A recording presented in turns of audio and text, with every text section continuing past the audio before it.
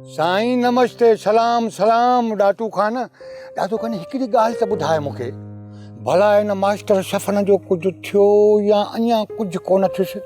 यार हिकिड़ी ॻाल्हि ॿुधाए मियां, मां त राति जो देरि सां मोटियो हुअमि शहर खां, ख़बर ई कान पई। मास्टर शफ़न खे त मां राति ई छॾाया हुयुसि। हाँ मियां राति ई छॾाया। भला ॿुध त इन सूबेदार ॾे ॾोकड़ ॿोकड़ वरिता हूंदई। छा पैसा, छा ॾोकड़? मास्टर शफ़न को ॾोही हो छा? न साईं, मियां केरु चवंदो त ॾोही हुयो? भला सुबुह जो शिकार ते वञे थो या शिकार करे मोटियो आहीं? इहो तोखे सुभाणे ॿुधाईंदुसि। तूं हिकिड़ो कमु कर।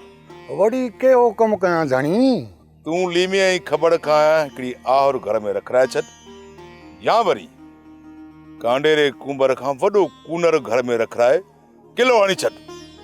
तोखे ही ॾातू भली मींहुं आणे ॾींदो, भली। साईं मियां ॾातू खान भला सुबुह जो आशू ते महिल सां छो चर्चा घोगड़ा करे। वालेकुम सलाम, नमस्ते नमस्ते। आसूदा मल तोखे मैं ॾियण जो वाइदो कयो हुअमि न, ऐं ॾातू खान पंहिंजे वाइदे तां कॾहिं बि फिरंदो न आहे, इहो त तूं चङी तरह ॼाणी थो न। मियां मुसलमान, ॾातू खान जेको वाइदो करे पत्थर ते लिखो, मूंखे पक आहे। ओ इहा शइ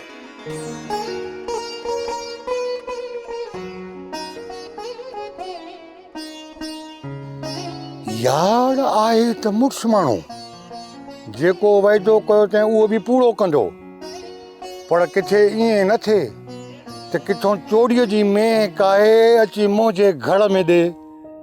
अहिड़ी में मां बि कोन वठंदोसांसि। चवंदोमांसि बा में ॾियणी थी त मूंखे साझाणी में ॾे, साझाणी।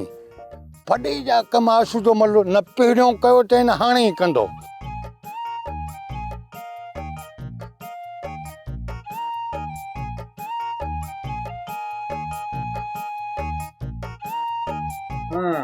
हाणे तो ॾिसां हिन लीमे खे ऐं ख़बर खे त कीअं जा मूंखे चवनि त इहे हथ धोइयूं पोइ असांखे भुगड़ाऊं लाई ॾे। सब्सक्राइब कयो असांजो official YouTube channel Sindh TV HD drama ऐं वधीक अपडेट लाइ बेल आइकन खे क्लिक करियो।